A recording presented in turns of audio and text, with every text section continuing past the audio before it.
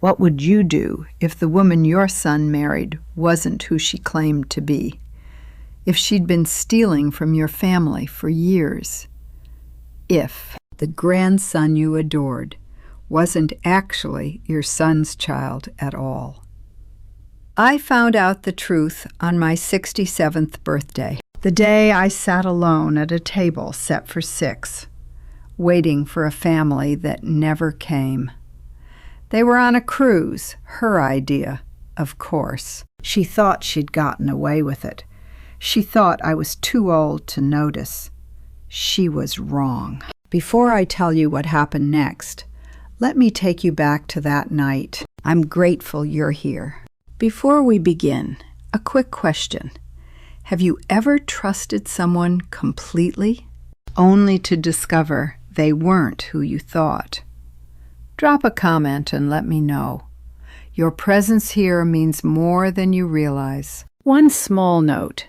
Some details are fictionalized for emotional depth, but the lesson at its core is what truly matters. When I turned 68, I set the table for 8 and waited alone until the candles burned to stumps. I had spent 3 weeks preparing for this dinner. 3 weeks choosing the perfect menu, arranging fresh hydrangeas from my garden, writing place cards in my best handwriting.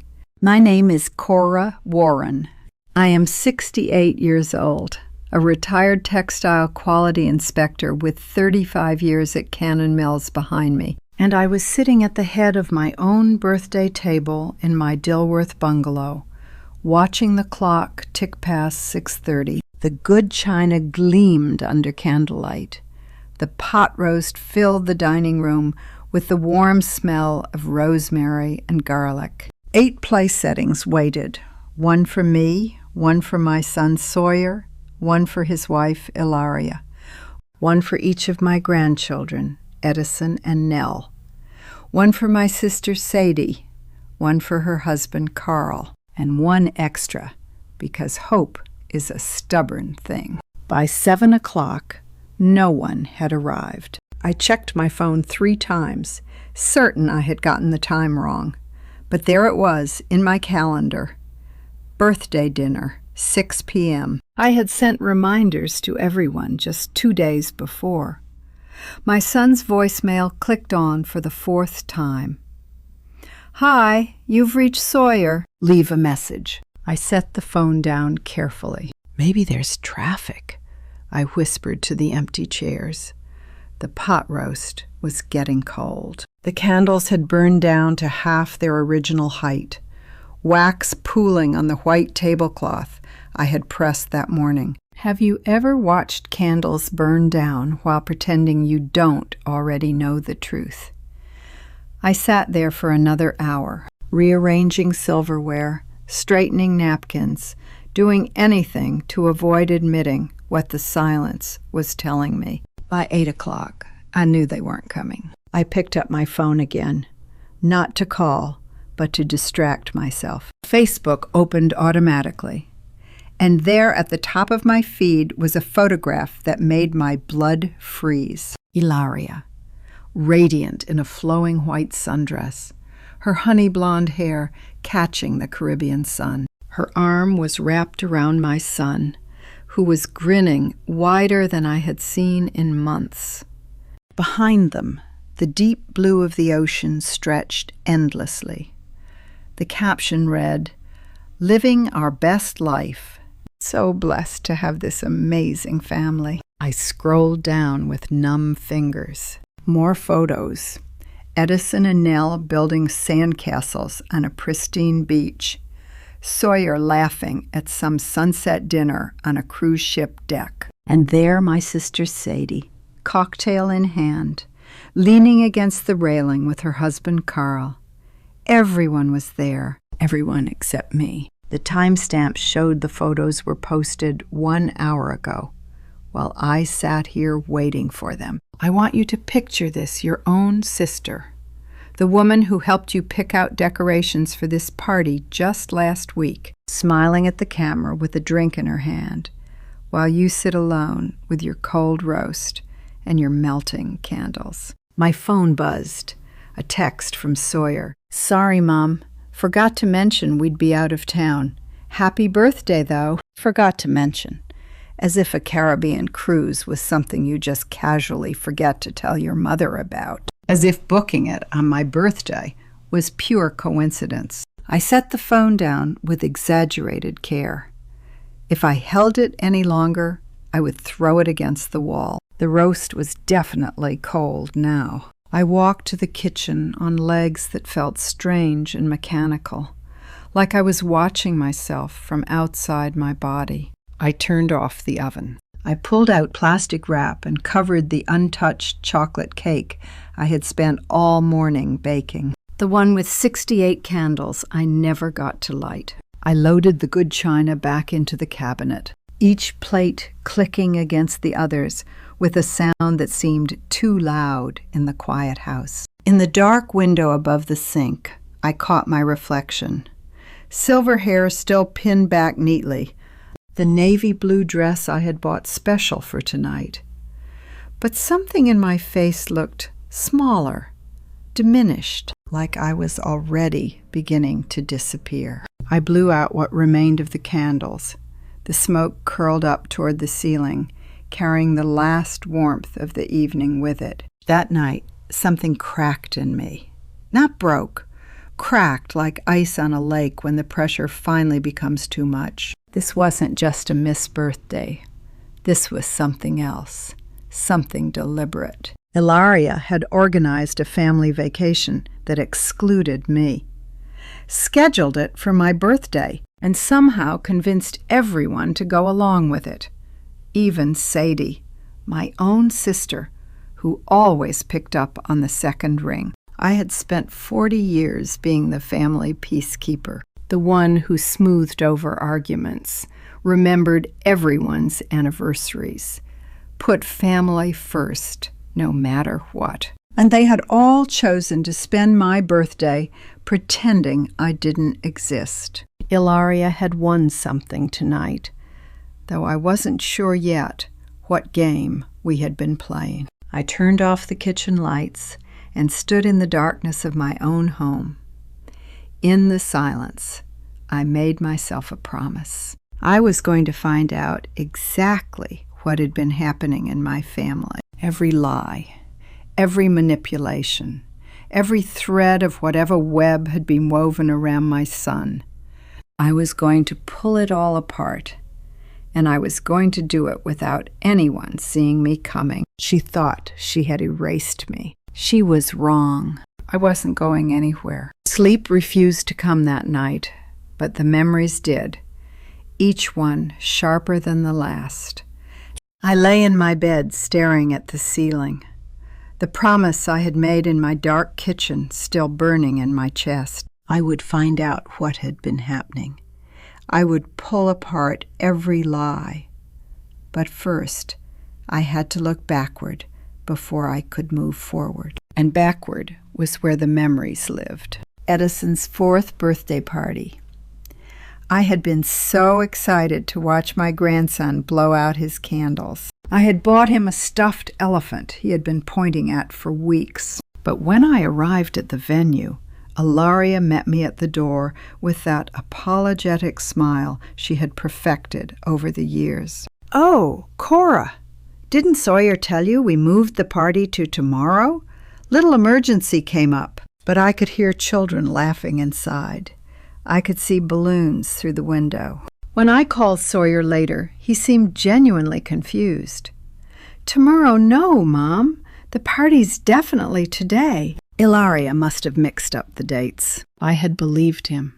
I had blamed a simple miscommunication and let it go. Nell's first day of kindergarten. I had asked Ilaria 3 times what time they were dropping her off, so I could be there with my camera. "Oh, we're doing it super early," she had said, "like 7 a.m.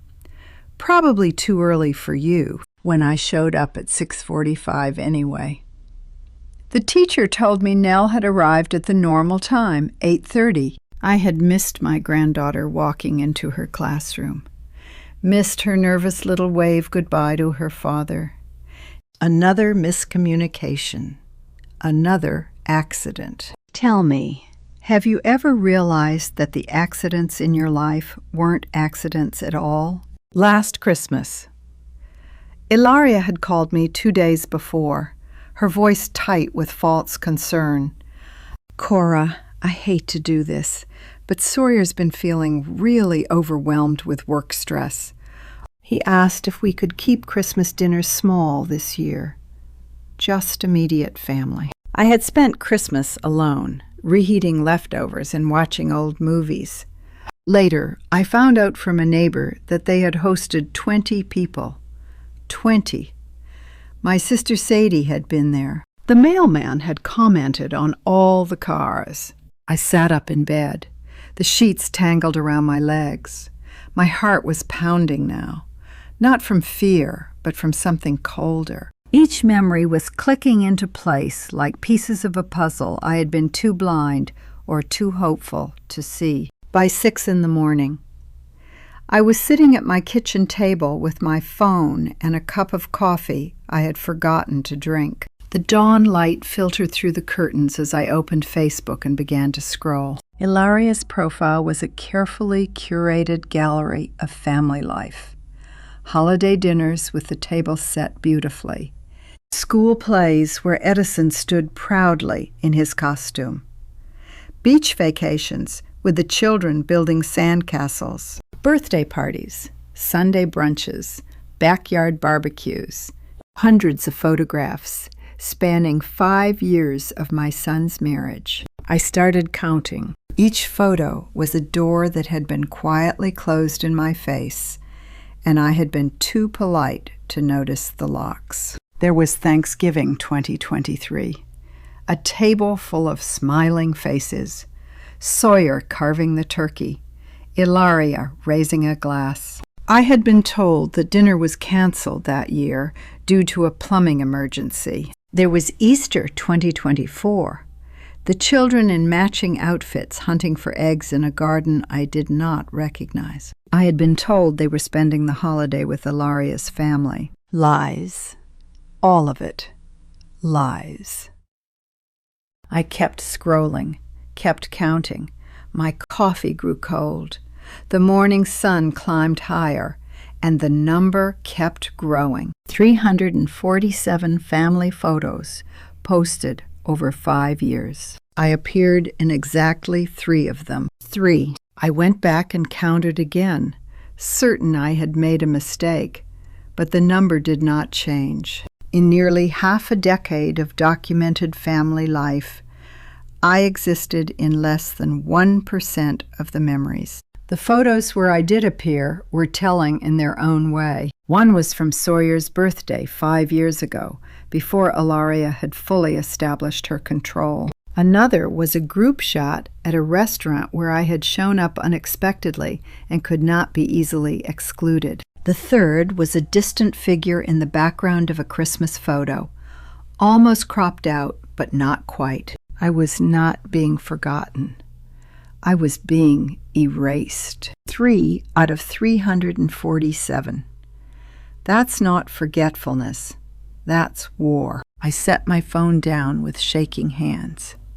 My mind raced through the implications. Every missed event, every wrong time, every convenient emergency. None of it was accidental. Someone had been running a campaign against me for years, and I had been too trusting, too desperate to keep the peace, to see it. This was not miscommunication. This was not carelessness. Someone had spent 5 years carefully cutting me out of my own family's story, and that someone had a name I had trusted, a name I had welcomed into my home, into my son's life, into my grandchildren's lives. Ilaria. I was still sitting at the table, still processing the weight of what I had discovered, when my doorbell rang. The sound startled me. It was barely 7 a.m. Nobody visited this early. Nobody except. I stood up slowly, my joints stiff from the sleepless night.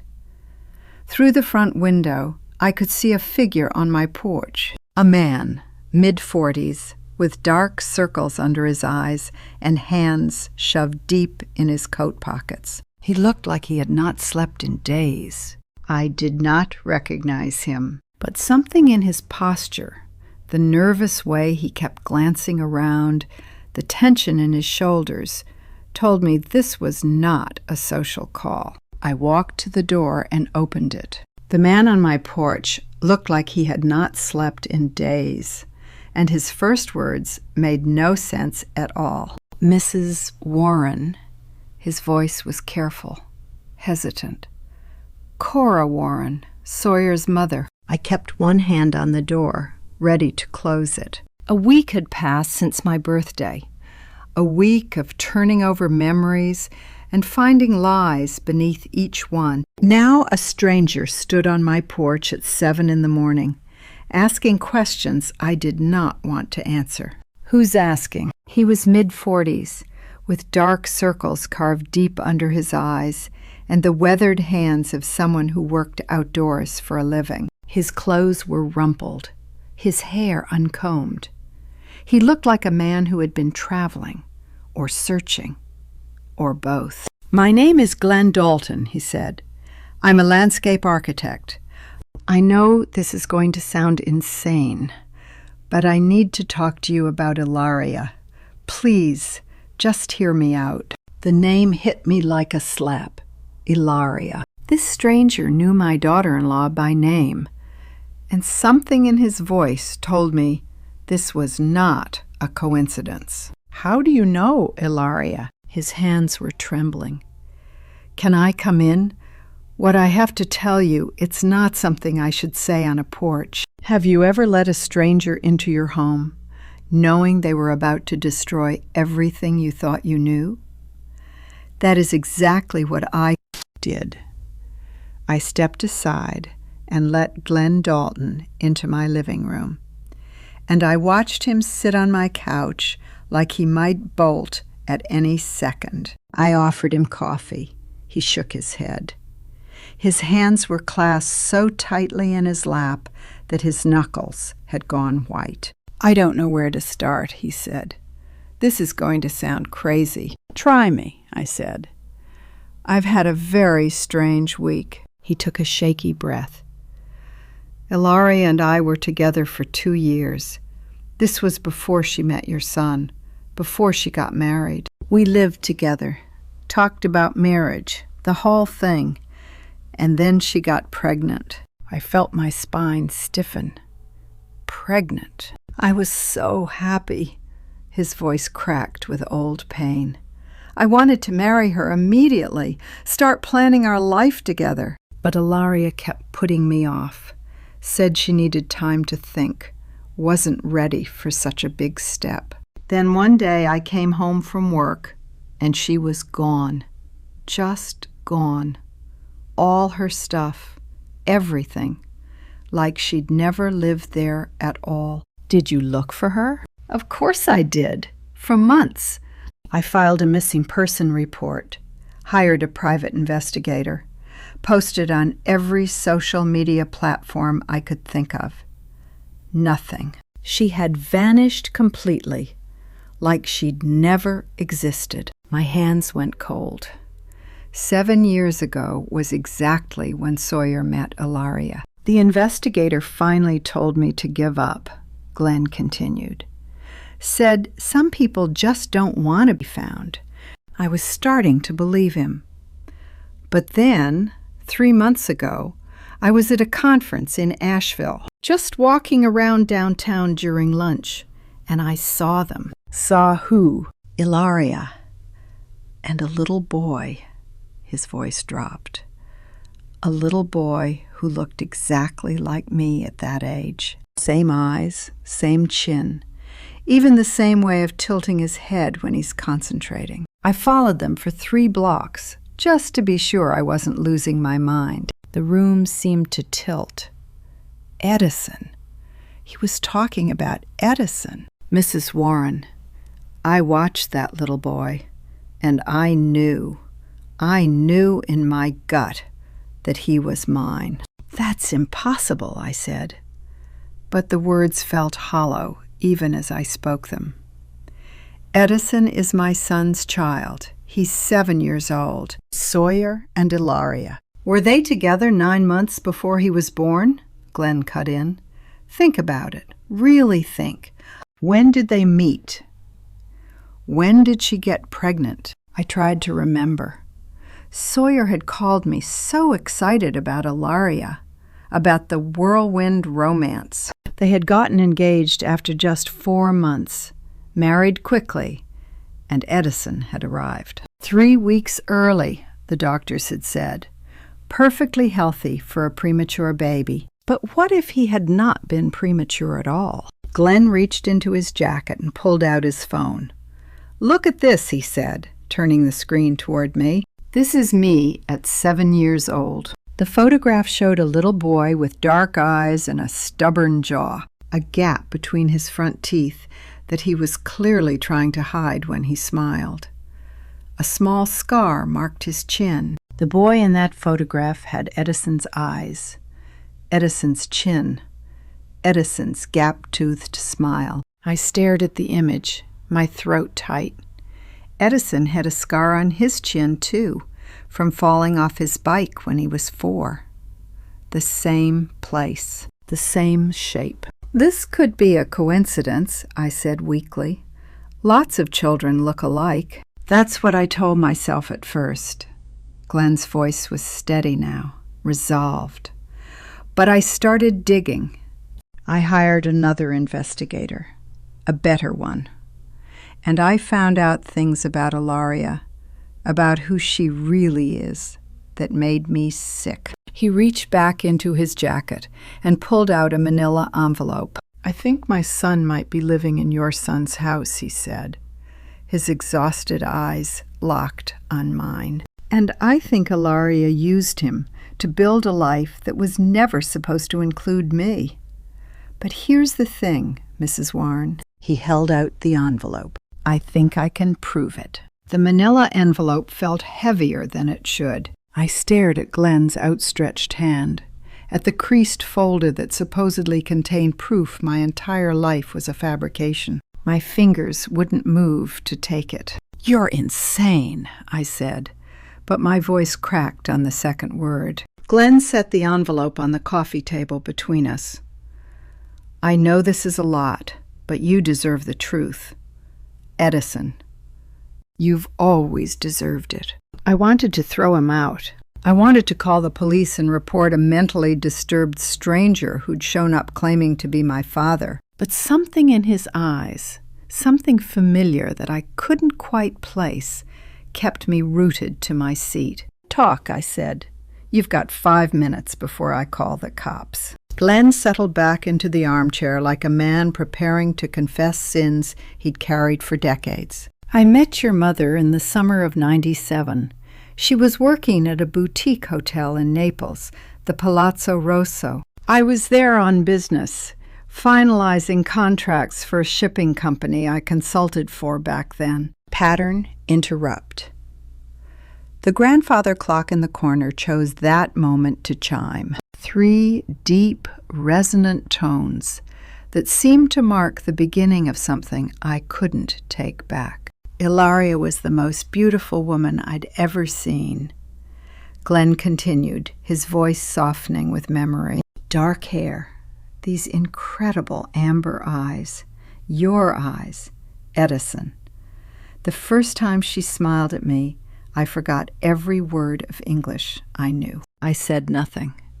My mother rarely spoke about her past, about the years before she came to America. I'd always assumed it was too painful. We had 3 perfect months together. I was supposed to return to the States in September. I asked her to come with me. I begged her. But she said she couldn't leave her family.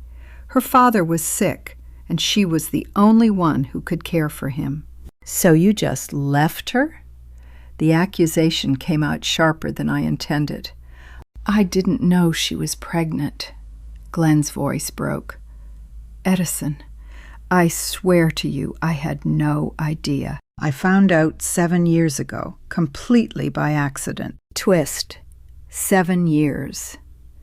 The same year my mother started acting strange. The same year she began making mysterious phone calls in Italian. Conversation she'd end abruptly whenever I walked into the room. "How?" I demanded. "How did you find out?" A mutual acquaintance, someone who'd worked at the Palazzo Rosso, tracked me down.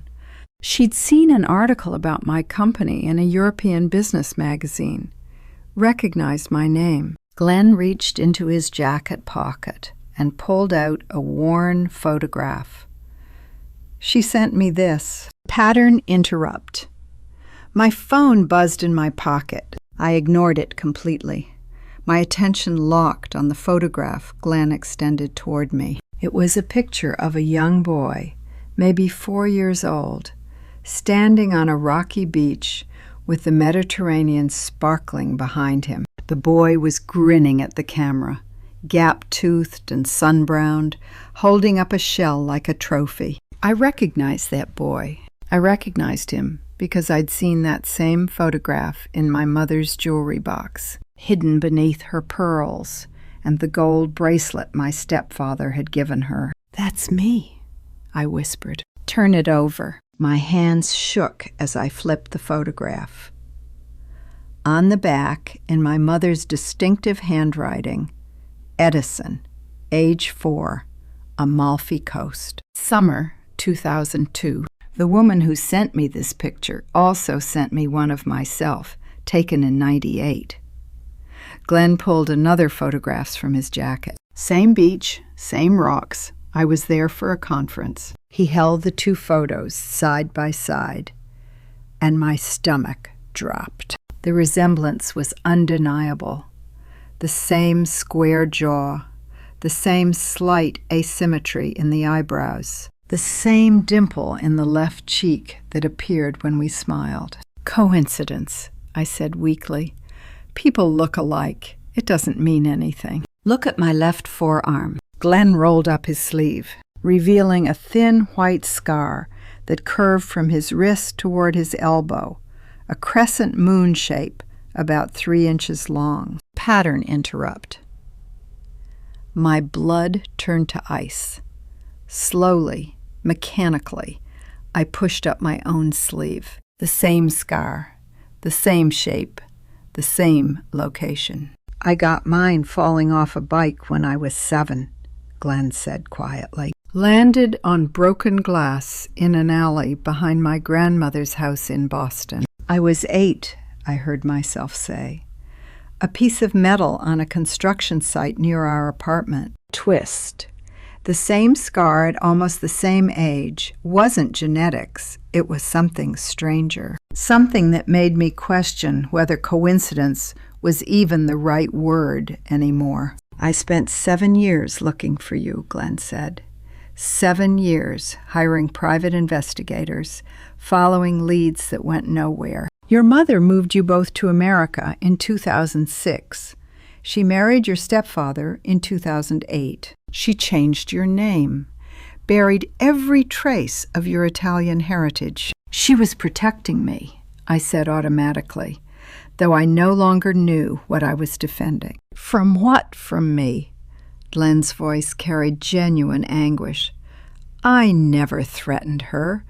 I just wanted to know my son. I stared at the 2 photographs, at the matching scars, at the face of a stranger who looked more like me than anyone in my supposed family ever had. The photos aren't enough, I said finally. Scars aren't enough. None of this proves anything. Glenn reached slowly into his jacket pocket again, his expression shifting to something harder, more determined.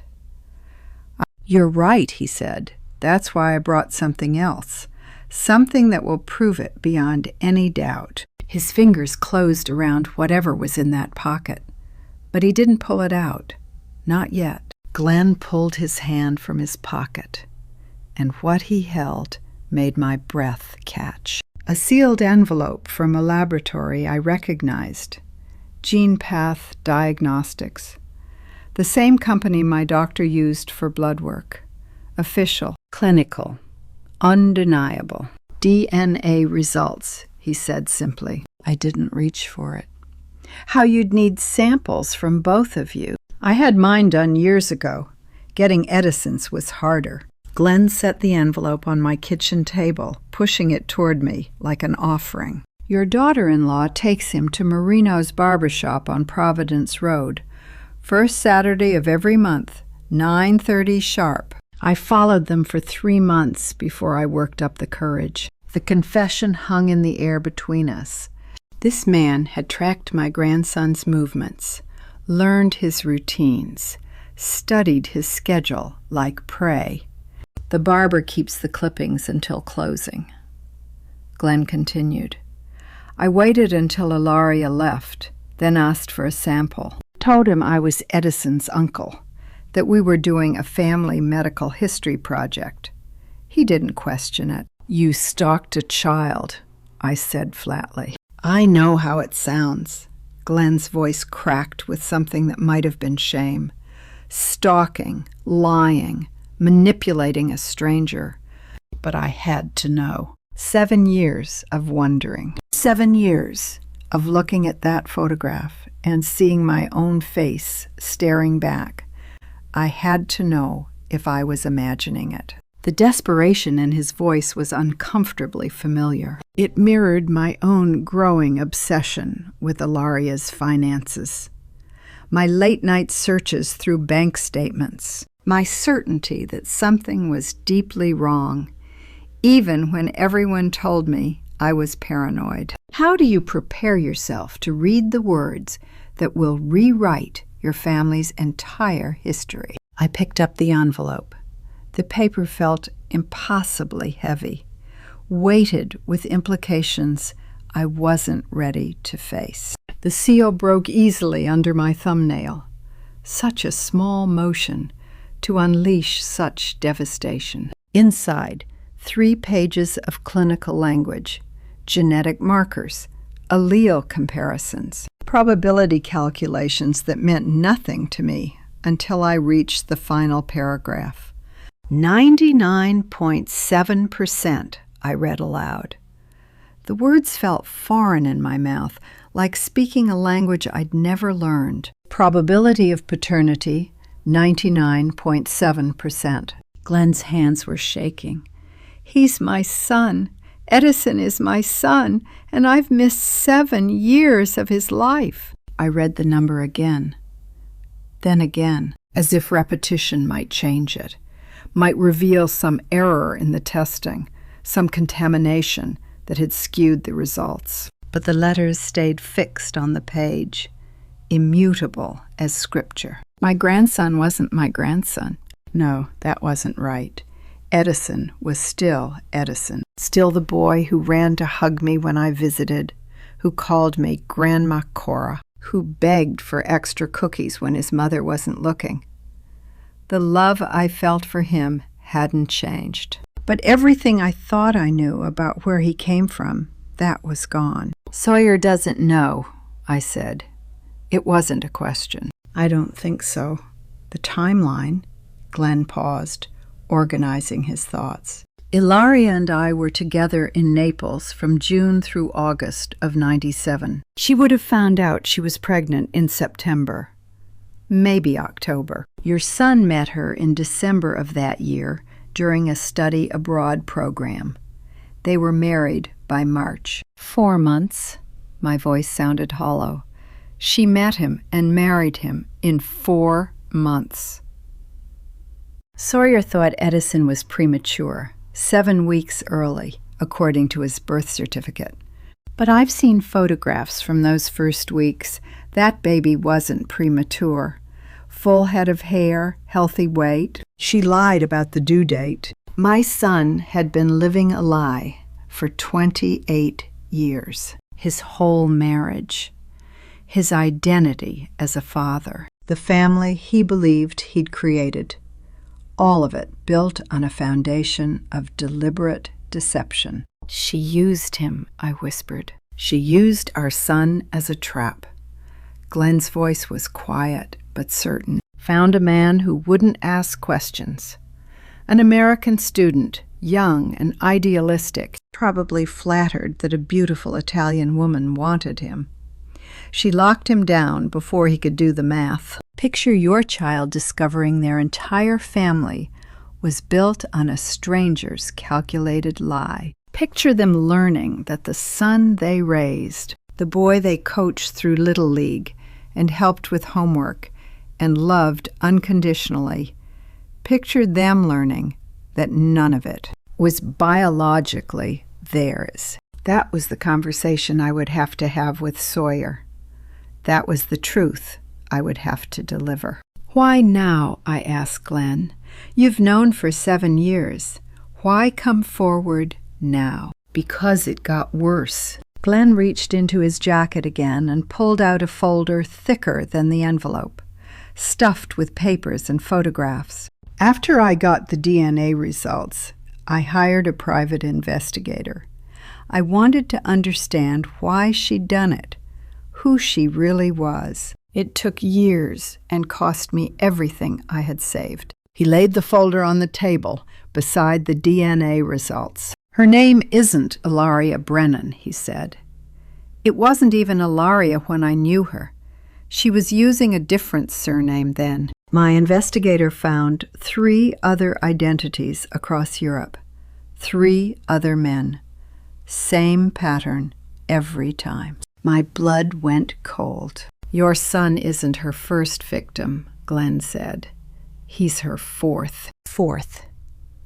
The word echoed in my head as Glenn opened the investigator's folder and spread its contents across my kitchen table. Photographs, court documents, bank statements, evidence of a life built entirely on lies. Her real name is Gretchen Hewitt, Glenn said, sliding a Nevada driver's license toward me. The woman in the photo was unmistakably Ilaria. The same sharp cheekbones, the same calculating eyes. But the name read Gretchen M. Hewitt. Date of birth, March 15th, 1991. She's 34, not 31. Grew up in foster care outside Reno. Aged out of the system at 18 with nothing. I picked up the license, studying the face of the woman who had married my son. The woman I had welcomed into my home, trusted with my grandchildren, defended against my own instincts. There were 2 marriages before Sawyer, Glenn continued. He laid out 2 divorce decrees side by side. Robert Vance in Nevada, 2012 to 2014. James Cordell in Oregon, 2016 to 2018.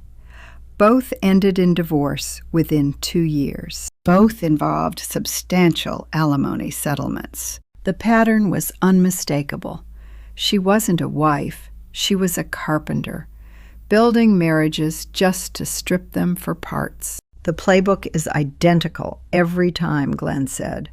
Fast courtship, usually less than 6 months. Isolation of the husband from family and friends. Then divorce with a payout, always citing emotional abuse or neglect. The husbands never saw it coming because she'd already cut them off from anyone who might have warned them. I thought about the past 7 years, how Sawyer had gradually stopped calling, how family dinners became monthly, then quarterly, then barely at all. How my grandson's birthday parties always seemed to conflict with my schedule, except they didn't. I was simply never invited. She's been doing the same thing to Sawyer, I said. Exactly the same. But this time, she made a mistake. Glenn pulled out another stack of papers, bank statements, dozens of them. She got greedy. The statements were from an account I'd never seen before. Not Sawyer's regular bank, not their joint accounts. This was something else entirely. An account in Ilaria's name alone, opened at a credit union in South Carolina. Imagine discovering your daughter-in-law has been stealing from your son for years. one invisible withdrawal at a time. That's what I was looking at. 4 years of transactions, transfers from accounts Sawyer thought were secure. "Look at the deposits," Glenn said, pointing to highlighted lines. $300 on March 15th, $500 on April 3rd, $450 on April 20th. Always just under the threshold that would trigger automatic alerts. I flipped through the pages, watching the numbers add up. Transfer after transfer after transfer, each one small enough to escape notice. All of them flowing into an account my son didn't know existed. "My investigator tallied everything," Glenn said. "Going back to 2021, she's moved approximately $65,000 into hidden accounts. Some of it's been withdrawn as cash untraceable. Some of it's been transferred again to accounts we haven't found yet." $65,000. That was my son's savings, his security, his future, gone into accounts we couldn't trace. Gone to fund a woman's escape plan, her next reinvention, her next victim. "This is fraud," I said.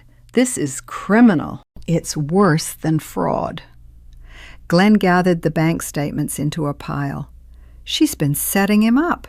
Half these transfers happened on days when Sawyer was traveling for work. She's building a paper trail that makes it look like he was hiding money from her. If they divorce, she'll claim he was financially abusive, that she had to protect herself." The sophistication of it made me sick. Every move calculated years in advance. Every withdrawal designed to serve double duty, enriching her while simultaneously constructing evidence against my son. The paternity fraud was the foundation, Glenn said. She needed a child to lock in the marriage. She needed a husband who would work hard and earn money. She needed time, years of it, to siphon everything she could before starting the exit strategy. And now she's almost finished. Glenn's voice dropped. My investigator found searches on her laptop. Divorce attorneys in Charlotte. Family law specialists. Custody strategies for mothers claiming domestic abuse. I stared at the evidence spread across my kitchen table. Court documents proving her pattern. Bank statements proving her theft. A timeline proving her plan. The paternity fraud. The stolen identity. The financial theft.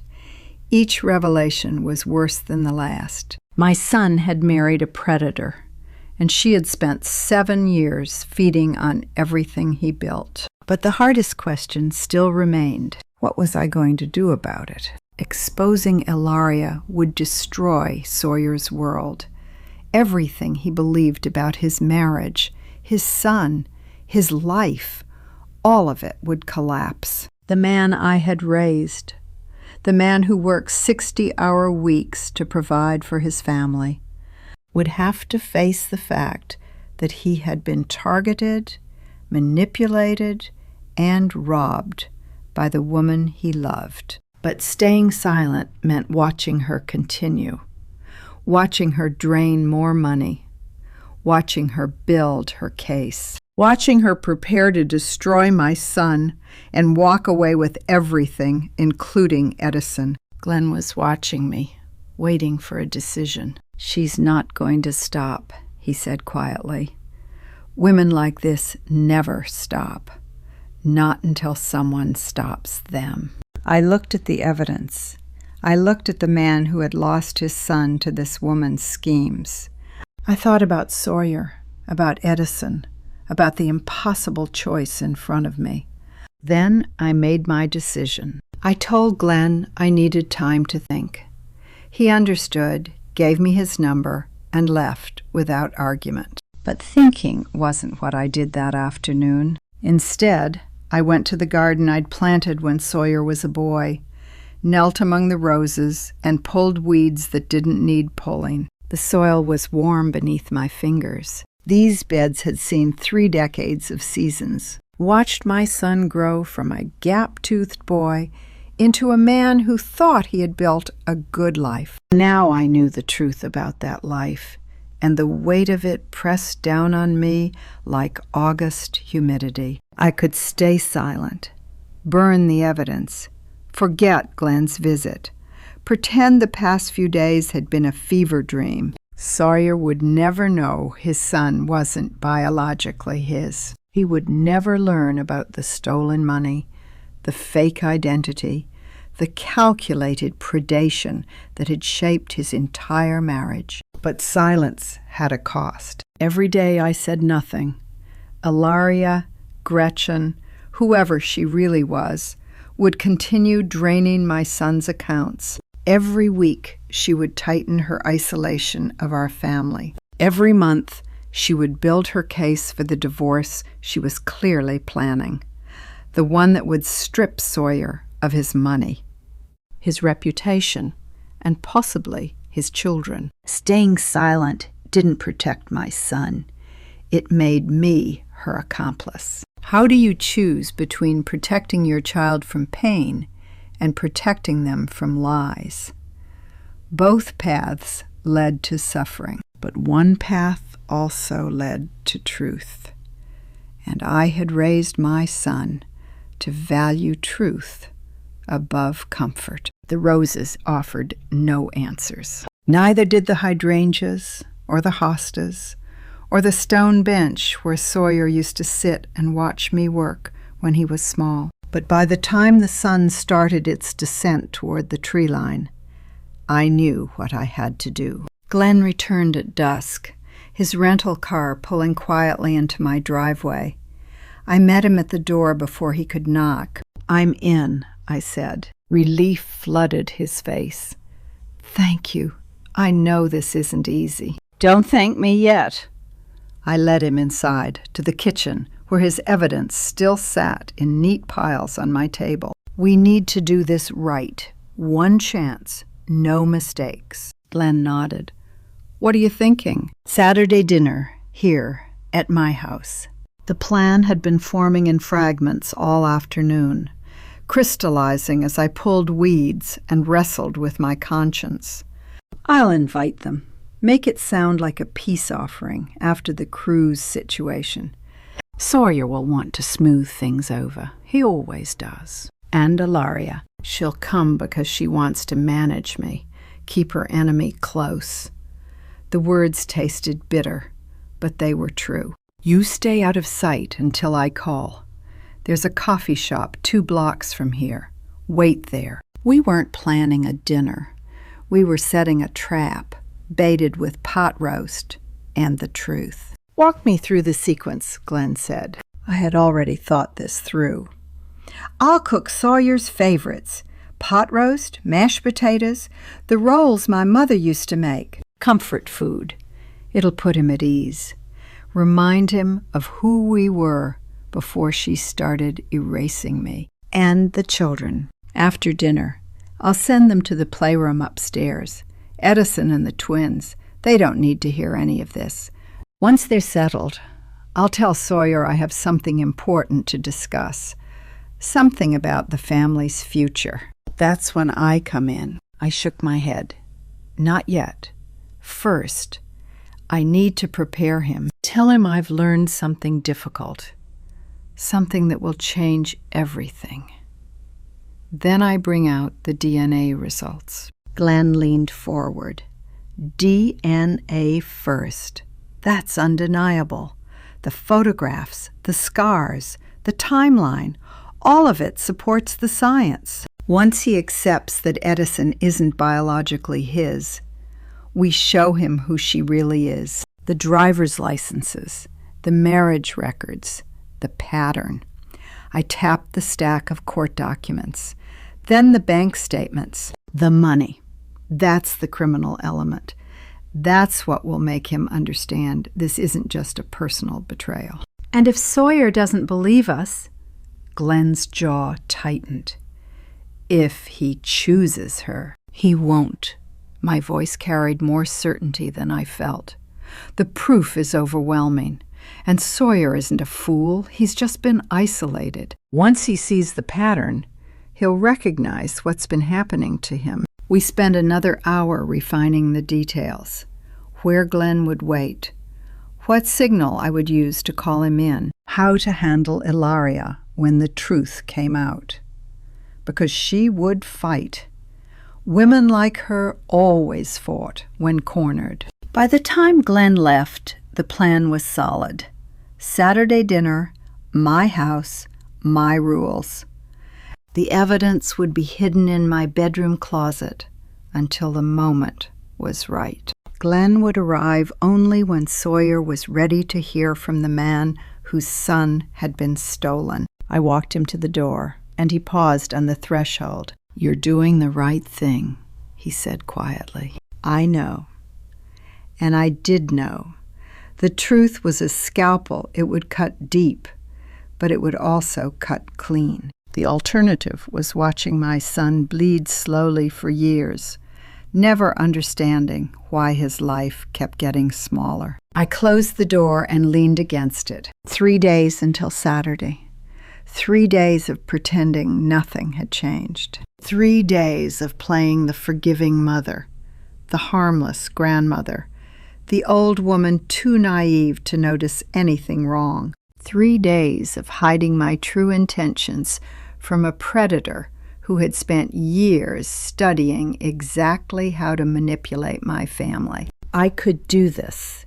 I had to do this. The trap was set. The first day of waiting was the hardest. I cleaned rooms that were already clean, reorganized cabinets that didn't need reorganizing, and checked my phone every 10 minutes, like a teenager waiting for a call. When it finally rang at 3:47 p.m., I let it ring twice before answering, long enough to steady my voice.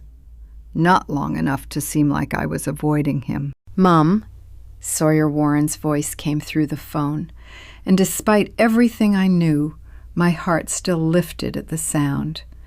My 38-year-old son had inherited his father's stubborn streak and his grandmother's warm eyes. He'd also inherited something neither of them possessed, a dangerous inability to see through a lie. "Sawyer," I kept my voice neutral, pleasant, the way a hurt mother might sound 3 days after being forgotten on her birthday. "Mom, I'm really sorry about your birthday.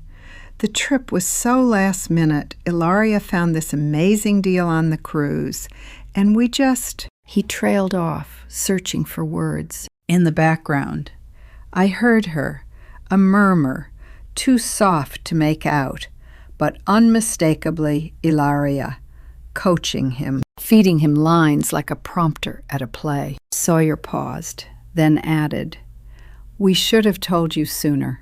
That was wrong of us." The apology had the stiff rhythm of rehearsed words. My son wasn't apologizing. He was reciting. Every phrase crafted by the woman who had spent years teaching him to prioritize her feelings over his family. "It's all right, sweetheart," I said, and the lie slid out smooth as butter. "These things happen. I know how expensive last-minute cancellations can be. Have you ever had to pretend to forgive someone while planning to expose them?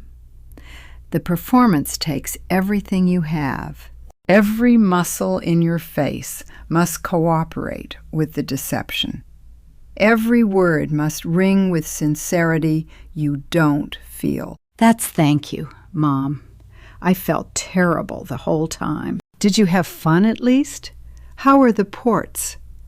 I asked the questions a normal mother would ask. A mother who didn't know her daughter-in-law's real name. A mother who hadn't spent the previous night reading bank statements that proved systematic theft. It was great. The kids loved it. Edison especially. He's obsessed with dolphins now. Sawyer's voice relaxed slightly. The apology was over. The tension dissolved. He thought the hard part was finished. He had no idea. I'm so glad to hear that. I paused, counting to 3 in my head. Timing was everything. Actually, I was hoping we could all get together this Saturday. Dinner here, like old times. I want to put this birthday business behind us. Silence on the other end.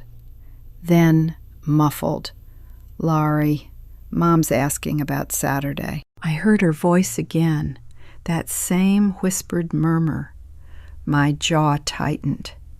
Even now, even with something as simple as a dinner invitation, he had to check with her first. I was threading a needle in the dark, and one wrong word could unravel everything. Let me check with ya. Saturday works, Sawyer said finally. 6 o'clock. Perfect. I allowed warmth to flood my voice. I'll make your favorite. Pot roast, mashed potatoes, my mother's rolls. Just like when you were a boy. That sounds amazing. Mom, we'll be there. Wonderful. Give the children my love. And Sawyer, I hesitated just long enough to make it feel genuine. I really am glad we can move past this. Me too, Mom. See you Saturday. The line went dead. I stood in my kitchen, phone pressed to my ear long after the call ended. My hand was shaking. Not from fear, from restraint. Every word of that conversation had been calculated. Every pause designed to seem natural. I had played the forgiving mother, the easy mark, the naive old woman who didn't suspect a thing. And Ilaria had bought it completely. I set the phone down carefully on the counter and walked to the window. Outside, the afternoon sun was streaming through the oak trees, dappling the sidewalk with light and shadow. A normal day in Dilworth. Neighbors walking dogs, children riding bikes. A world that didn't know what I was about to do. 2 days, 48 hours to hold this secret without cracking. I thought about what those 2 days would bring. The trip to the grocery store for ingredients. The careful organization of Glenn's evidence into folders Sawyer could review. The phone call to Glenn confirming the timing. The hours spent cooking food that might be the last meal my son ever ate under my roof. Because when Saturday came, nothing would be the same. I would serve pot roast while hiding DNA results in my bedroom. I would pour wine while knowing my daughter-in-law had stolen tens of thousands from her own family. I would watch Ilaria smile across my table, and I would smile back, and neither of us would be fooled. But only one of us knew the truth was coming. For years, I had been the manipulated one, the excluded mother-in-law, the forgotten grandmother, the woman pushed slowly out of her own son's life by someone who knew exactly how to isolate her targets. Now I was the one with the hidden agenda.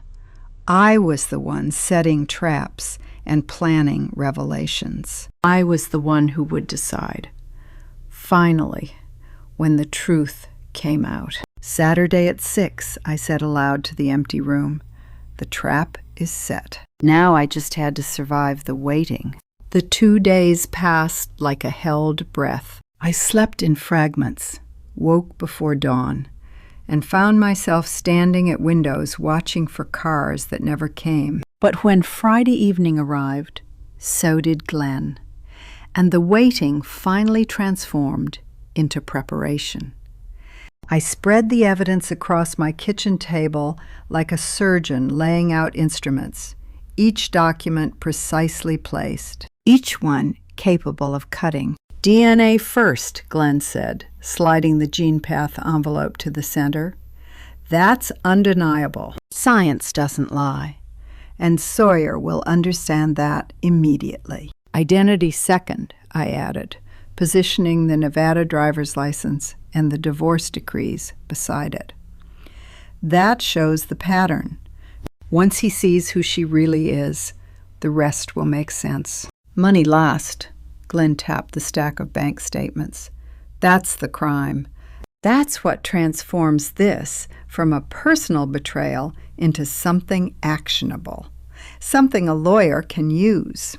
The arrangement was deliberate design to strip away Ilaria's defenses layer by layer. First, destroy the foundation of her marriage claim. Then, expose the woman behind the mask. Finally, prove the theft that would turn Sawyer's heartbreak into righteous anger. I'll be 3 houses down, Glenn said. The gray sedan. Phone on. Ringer loud. Text me when you need me to come in. And if she runs, she won't get far. His jaw tightened. I've waited 7 years. I can wait 10 more minutes. How do you prepare a meal, knowing it might be the last one your son ever shares with you? That question haunted me through Saturday morning as I stood in my kitchen, browning beef and chopping vegetables the way I had 1,000 times before. The pot roast went into the oven at 9. Garlic mashed potatoes would come later. Sawyer always loved when the garlic was roasted first, soft and sweet. Green beans with almonds, the ones he'd picked at as a picky 8-year-old before discovering he actually loved them. Fresh rolls from my mother's recipe, the one she'd taught me to make when I was younger than Edison. The smell of pot roast filled the kitchen, rich and familiar. This same aroma had welcomed Sawyer home from school 100 times, had marked birthdays and holidays, and ordinary Tuesdays when I simply felt like making something good. But today it carried a different weight. Each dish was a memory I was serving, every bite a reminder of the mother she'd tried to erase. I wondered if Sawyer would taste the love I'd put into this meal. I wondered if he would remember the woman who had raised him, who had cooked for him, who had been slowly pushed out of his life by someone he trusted. I wondered if after tonight he would ever want to eat my cooking again. By 3 o'clock, the roast was resting under foil, and the potatoes were ready to mash. I had changed clothes twice, finally settling on the blue dress I'd worn to Sawyer's college graduation. Something that said, mother, not adversary. Something that might remind him who I really was. Then I went to the china cabinet. The good dishes sat where they always sat, stacked and waiting behind leaded glass. The same pattern my mother had used, passed down when she died. The same plates I'd set out for my abandoned birthday dinner. The one that had waited for guests who never came. I lifted each plate carefully, carried them to the dining room table, and began to set places. 8 settings. Sawyer and Ilaria, Edison and the twins, Glenn, when the moment came, and me. At the head of the table where my husband used to sit. Same china, same candles, different ending. The irony wasn't lost on me. These dishes had witnessed my humiliation, the empty table, the cold food, the birthday spent alone while my son's family sailed toward Mexico without me. Now they would witness something else entirely. Now they would see the truth laid bare, the mask torn away, the predator exposed. I folded napkins into precise triangles. I set out the good silver, the wedding set, polished that morning until it gleamed. I placed candles at the center, unlit for now, and arranged fresh flowers from my garden in the crystal vase my husband had given me for our 20th anniversary. The table was set for 8. This time, every seat would be filled. And this time, I would be the one with secrets. At 5 o'clock, I texted Glenn, everything ready, in position. 3 houses down, came the reply. Gray sedan, phone on. I tucked my phone into my apron pocket and made one final check. Roast resting, Potatoes warming. Rolls ready to go into the oven. Evidence folder beside my coffee cup at my place setting. Hidden under a cloth napkin where no one would think to look. The candles were lit by 5:30. The rolls went into the oven at 5:40. At 5:45, I stood at my living room window, watching the street, waiting for headlights. I had planned everything down to the minute. Arrival at 6, cocktails in the living room while the children explored. Dinner at 6:30. Children sent upstairs to the playroom after dessert. And then, with the adults alone, the truth. Every detail accounted for, every contingency considered, except one. The doorbell rang at 5:45, 15 minutes early, before I was ready. Before I'd had time to compose my face, steady my hands, become the forgiving mother they expected to find. They were here. I took one breath, then another, smoothed my dress, checked that the manila folder was still hidden beneath its napkin. Then I opened the door to the family I was about to tear apart. Edison burst through, first my 7-year-old grandson with dark eyes that looked nothing like my son's and a gap-toothed smile that could light up any room. His arms wrapped around my waist before I could brace myself. "Grandma, I missed you." I held him tight, breathing in the scent of his shampoo, the warmth of his small body against mine. This boy was still my grandson. DNA didn't change love. Whatever happened tonight, I needed to remember that. Nell followed quietly, my 5-year-old granddaughter with her father's hazel eyes and a watchfulness beyond her years. She held up a bouquet of yellow daisies, slightly crushed from the car ride. "These are for you," she whispered. "Daddy said yellow is your favorite." "They're beautiful, sweetheart." I took the flowers and kissed her forehead. "Thank you." Sawyer Warren stood in my doorway, next my 38-year-old son, with his father's broad shoulders and my stubborn chin. The boy I'd raised alone after his father passed and was about to devastate. He kissed my cheek, and I caught the faint scent of his familiar aftershave. "Hey, Mom, thanks for having us." "Always," I said, the word caught in my throat. And then Ilaria Brennan glided in behind him, 34 years old, with honey-blonde waves and a practiced smile that never quite reached her pale green eyes. She wore a cream-colored dress that projected innocence, and her hand rested possessively on Sawyer's arm. "The house smells wonderful. Cora, you've outdone yourself." Edison's arms around my waist felt the same as always. But I knew now those dark eyes came from Glenn, not Sawyer. That dimple in his left cheek, that crescent scar on his forearm, all of it inherited from a man my son had never met. I led them to the living room, playing the gracious hostess while my heart hammered against my ribs. The children settled on the floor near the coffee table, and Sawyer sank into his father's old armchair like he'd never left. "Tell me about the cruise," I said, settling across from them. "I want to hear everything." The stories poured out. Edison had learned to snorkel in Cozumel.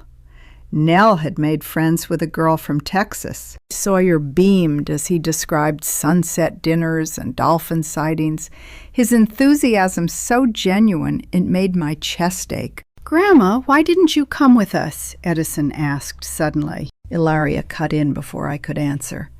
"Grandma was busy, sweetheart. Adult things. You know how it is." I watched her redirect his attention to a toy on the coffee table, smooth as a magician diverting the audience from the trick. This was what she did.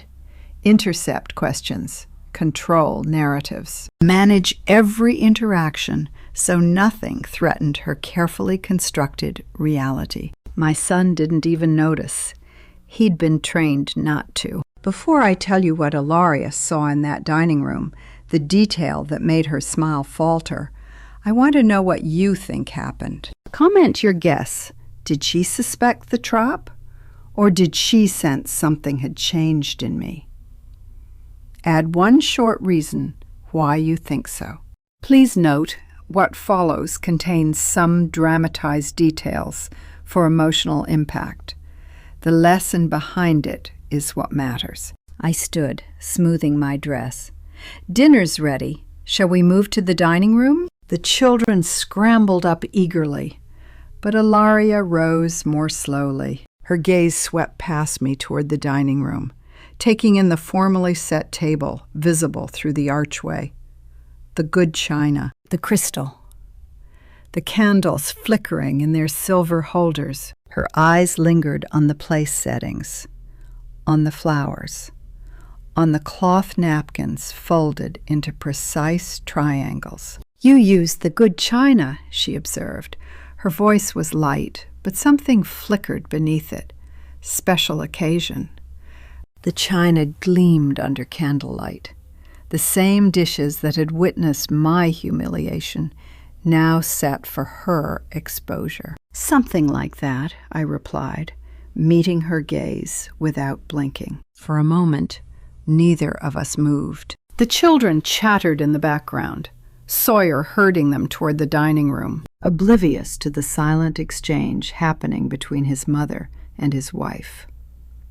Ilaria's smile didn't waver, but something shifted behind her eyes, a flicker of calculation, of assessment. She'd spent years reading rooms and people, anticipating threats before they materialized. That instinct had helped her escape 2 previous marriages with alimony intact. It had helped her build this life on a foundation of lies. Now that same instinct was telling her something was different. "After you," I said, gesturing toward the dining room. She walked past me, close enough that I caught the scent of her perfume, something expensive, probably purchased with my son's money. Her heels clicked against my hardwood floors with the confidence of a woman who had never been caught. But as she crossed the threshold into the dining room, I saw her shoulders tighten almost imperceptibly, saw her gaze flick toward the exit's front door,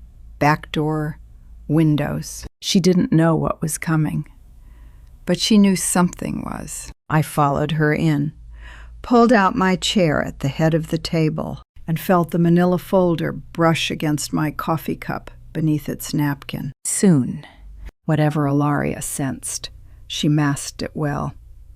By the time everyone was seated, her smile had returned to its usual practiced perfection. But I caught her glancing at the windows, at the doors, cataloging exits the way a cornered animal might. I carved the pot roast with steady hands, portioning out slices while my heart hammered against my ribs. The meat fell apart perfectly, just the way Sawyer liked it, and the aroma of rosemary and garlic filled the room. "This is delicious, Mom," Sawyer said, closing his eyes as he chewed. "Just like when I was a kid." Some recipes never change. I passed the mashed potatoes to Nell, who took a small helping with the careful precision of a child trying to be polite. "How are your swimming lessons going, Edison?" Edison launched into an enthusiastic description of his backstroke progress, complete with arm movements that nearly knocked over his water glass. I listened and smiled, asked follow-up questions, played the doting grandmother, but my attention never left Ilaria. She was doing what she always did, steering conversations, redirecting attention, maintaining control of every interaction. When Edison mentioned his teacher, she changed the subject to the cruise. When Nell started to ask about my garden, Ilaria reminded her to eat her green beans. "Grandma, can we come visit more?" Edison asked suddenly, his dark eyes bright with hope. Like every weekend? Ilaria's fork paused midair. Grandma's very busy, honey. Eat your potatoes. Actually, I said, meeting Edison's gaze, I would love that. Have you ever sat across from someone, smiling, knowing you hold the words that will end their world? That was dinner. Every bite of pot roast, every sip of water, every polite exchange, all of it performed while the manila folder sat inches from my hand, waiting. Sawyer ate with the easy comfort of a man in his childhood home. He didn't see the tension between his mother and his wife. He didn't notice how Ilaria's responses had grown clipped, her movements more controlled. 7 years of marriage had trained him to miss the signs. I've been thinking about retirement, I said casually, considering my options. That's wonderful, Mom. Sawyer reached for more rolls. You've earned it. I want to make sure I'm making good decisions about finances, about family. I let the words hang in the air. About who I can trust. Ilaria's eyes flicked toward me, sharp and assessing, but she said nothing. Plates emptied gradually. Nell finished her green beans and asked to be excused. Edison was scraping the last of his potatoes when I made my move. Why don't you two play in the living room while we grown-ups have coffee? I think there are still some toys in the chest by the fireplace. Edison was already sliding from his chair, but Ilaria spoke quickly. Actually, it's getting late. We should probably head home soon. It won't take long, I said. Something in my voice made Sawyer look up from his plate. I just have something I'd like to discuss. Family matters. The silence stretched for 3 heartbeats. Sawyer glanced between his mother and his wife, confusion flickering across his face. Ilaria's smile stayed fixed, but her knuckles whitened around her napkin. Go on, kids, Sawyer said finally.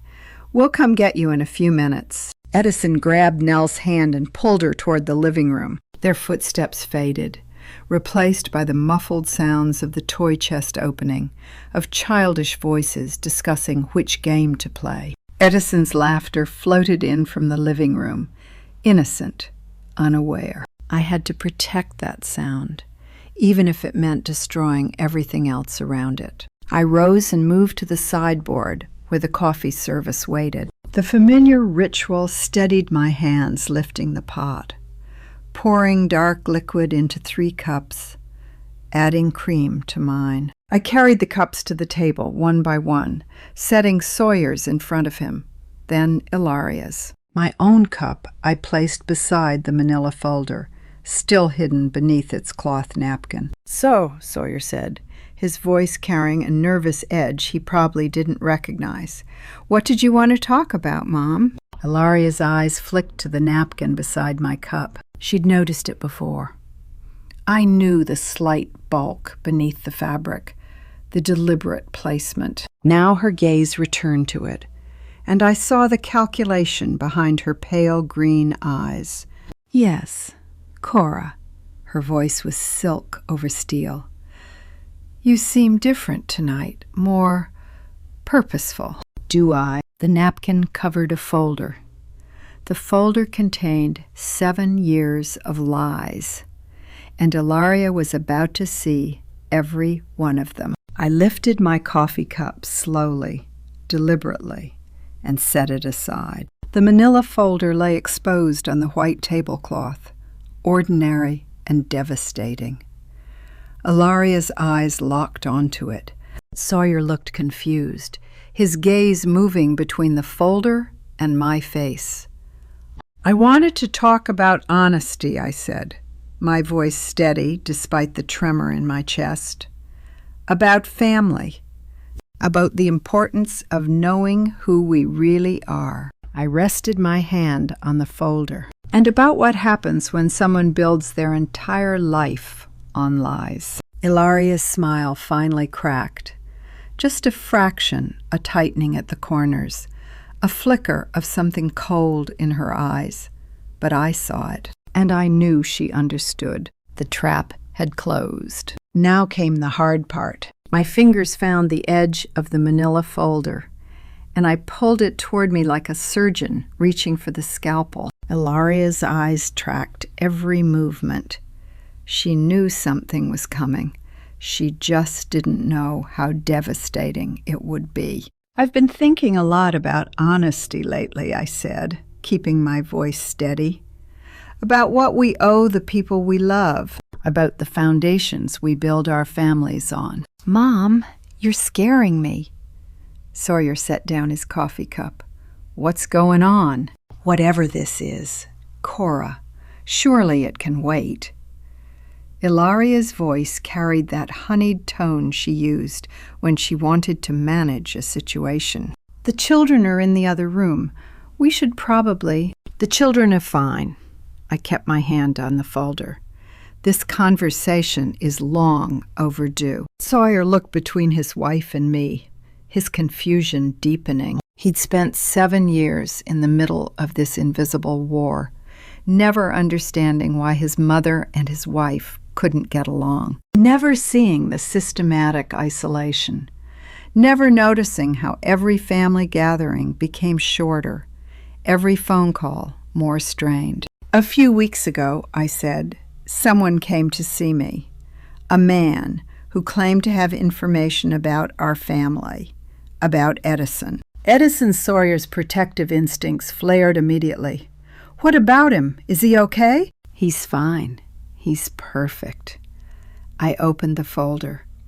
"But there are things you need to know about where he came from. Have you ever watched someone's world collapse in real time?"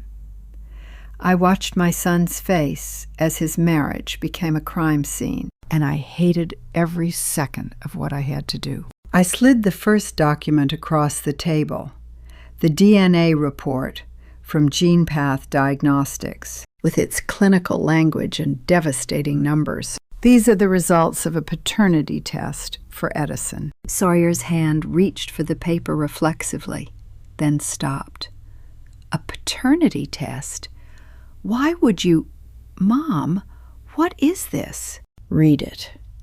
His fingers trembled as he picked up the report. I watched his eyes scan the page. The genetic markers, the probability calculations, the conclusion at the bottom that would rewrite everything he believed about his life. Ilaria moved suddenly, reaching across the table. "Give me that." "Sit down." My voice cut through the room like a blade. "He needs to read it." Sawyer's lips moved as he read. Once, twice, 3 times. Then his face went pale. "This says—" He couldn't finish the sentence. "It says Edison is not your biological son." I kept my voice level, though my heart was breaking. "There's a 99.7% probability that another man is his father." Sawyer read the number 3 times, as if repetition might change it. It didn't. "This is a mistake." His voice sounded hollow, disconnected from his body. "There's been some kind of lab error. Edison is my son. I was there when he was born. I cut the umbilical cord. The test is accurate. I had it verified." Ilaria's composure cracked. She shot to her feet, her chair scraping against the floor. "This is insane. I don't know what kind of sick game you're playing, Cora, but I won't sit here and listen to these accusations." "Then don't sit," I said calmly. "But you will listen." "Who did this test?" Sawyer demanded, his voice rising. "How did you even get Edison's DNA without—" He stopped, something shifting in his eyes as he looked at his wife. "Larry, tell her she's wrong. Tell her this is crazy." Ilaria's mouth opened, but nothing came out. For the first time in 7 years, I watched her scramble for words and fail to find them. The man who came to see me, I continued, is named Glenn Dalton. He met your wife in Italy in 1997. They had a relationship. She became pregnant. No, Sawyer shook his head violently. We met in December of 97. She wasn't Edison, was premature, 7 weeks early. Edison wasn't premature. Sawyer, he was full term. Your wife lied about the due date to make the timeline work. The room went silent. Even Edison's distant laughter from the living room seemed to fade. You met her 4 months into her pregnancy, I said. She married you before you could do the math, before you could ask questions, before you could realize that the baby she was carrying belonged to someone else. Sawyer turned to Ilaria, his face a mask of devastation.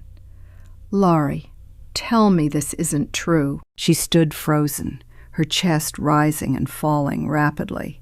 The practiced smile was gone.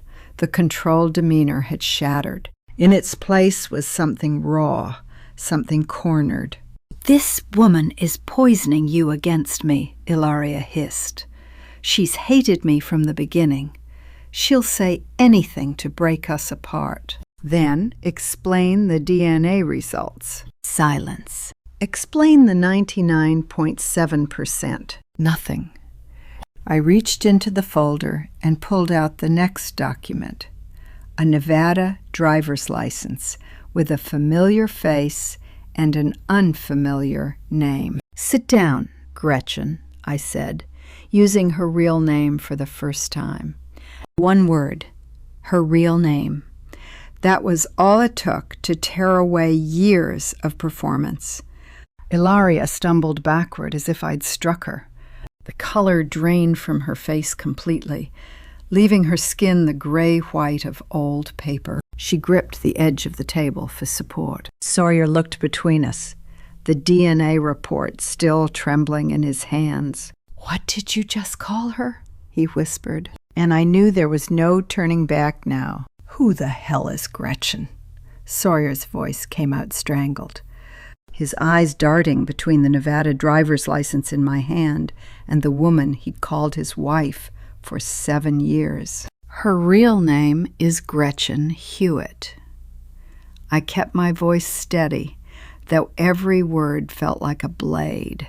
She was born in Nevada, grew up in foster care, and aged out of the system at 18. She's been married twice before Robert Vance in Nevada, James Cordell in Oregon. Both marriages lasted less than 2 years. Both ended in divorce with substantial alimony settlements. I pulled out the marriage certificates, the divorce decrees, the court documents. Each one landed on the table like evidence in a trial, because that's exactly what this was. She uses the same pattern every time, I continued. Fast courtship, isolation of the husband from family, divorce with a payout before he understands what happened. Sawyer grabbed the papers, his hand shaking so violently the pages rattled. This can't be right. Ilaria, tell her this isn't. But Ilaria said nothing. She stood frozen by her chair, her face the color of old bone. And this, I slid the bank statements across the table. Transfers from your joint accounts over the past 4 years. Small amounts, 300 here, 500 there, always under the threshold that would trigger alerts. Always into accounts you didn't know existed. Each document was a nail in the coffin of my son's marriage, and I was the one hammering them in. How much? Sawyer's voice was barely a whisper. Over $60,000, gone into accounts we've traced to her alone, some of it withdrawn as cash, untraceable. Sawyer stared at the numbers, the columns of transactions, the careful documentation of years of theft. His jaw worked silently, processing what he was seeing. She's been stealing from you, Sawyer. systematically, while smiling at you over breakfast, while sleeping beside you at night, while raising while raising Edison in your home. The silence stretched like a wire about to snap. Then Sawyer turned on his wife. The cruise. His voice was different now, colder, harder. My mother's birthday. That wasn't a coincidence, was it? Ilaria's mouth opened, but only a small sound came out, something between a gasp and a denial. You found that deal at the last minute. You said we had to book immediately or lose it. You said we could celebrate with Mom when we got back. Sawyer's voice cracked. But that was never the plan, was it? You wanted to miss her birthday. You wanted her to be alone. Sawyer, you don't understand. I understand perfectly. He stepped toward her, and she stepped back. Every missed dinner, every changed plan, every time you said my mother was being difficult or dramatic or unfair. You planned it all. You wanted to hurt her. You wanted me to hurt her. My son's face held the look of a man watching his house burn down with everything he loved inside. 7 years, Sawyer whispered. 7 years of Christmas Eve excuses and birthday conflicts and visits that never happened. I thought it was just family friction, normal stuff. But it wasn't normal at all, was it? Ilaria's carefully constructed persona was crumbling in real time. I could see her searching for a script, reaching for the manipulation tactics that had always worked before. But there were no tactics for this. No way to spin DNA results and bank statements and marriage certificates with other men's names. Who else knows? Sawyer demanded. Who is Glenn Dalton? Where did these documents come from? Glenn is Edison's biological father, I said quietly. He's been searching for his son for 7 years. He found me 2 weeks ago. And you, Sawyer whirled on me, and for a moment I saw rage in his eyes. You knew about this for 2 weeks and didn't tell me. I needed to verify everything. I needed to be certain before I destroyed your life. The anger flickered, then died, because he knew I was right, because he knew I would never do this to him unless I was absolutely sure. He turned back to Ilaria. His voice dropped to something barely audible. Edison, my son. The words caught in his throat. Except he's not my son at all, is he? He never was. You were already pregnant when you met me. Ilaria's eyes filled with tears. Sawyer, please, I can explain. Can you? He stepped closer. Can you explain why you let me believe he was mine for 7 years? Can you explain why you let me fall in love with him, raise him, plan his future, all while knowing he wasn't mine? She reached for his arm. He jerked away like her touch burned. Did you ever love me? The question came out raw, stripped of everything except desperate need. Was any of it real, or was I just convenient, a paycheck with a ring? That question, did you ever love me, hung in the air like smoke after an explosion. Some questions are worse than any answer could be. Ilaria stood perfectly still. Her mouth opened, closed, opened again. For the first time since I'd known her, she had no script, no manipulation, no practiced response ready to deploy. The silence stretched between them, Sawyer waiting for an answer that might save something, Ilaria unable to give one. And her silence told us everything we needed to know. The silence lasted 10 seconds, maybe 15, long enough for Sawyer's hope to die in his eyes. He stood there, waiting for words that wouldn't come, for a denial that could save something, for any scrap of truth she might offer. "Say something," he whispered. "Anything. Tell me I'm wrong." Ilaria's mouth opened, closed, opened again. I watched her search for the manipulation, the practiced response, the careful lie that had always worked before. But there was nothing left to manipulate. The evidence was on the table. The mask was on the floor. I can't." Her voice came out small, broken. The first honest thing I'd heard her say in 7 years. Sawyer made a sound I'd never heard from him before. Something between a laugh and a sob, ugly and raw. 7 years. 7 years of my life. My son. He choked on the word. The boy I thought was my son. 7 years.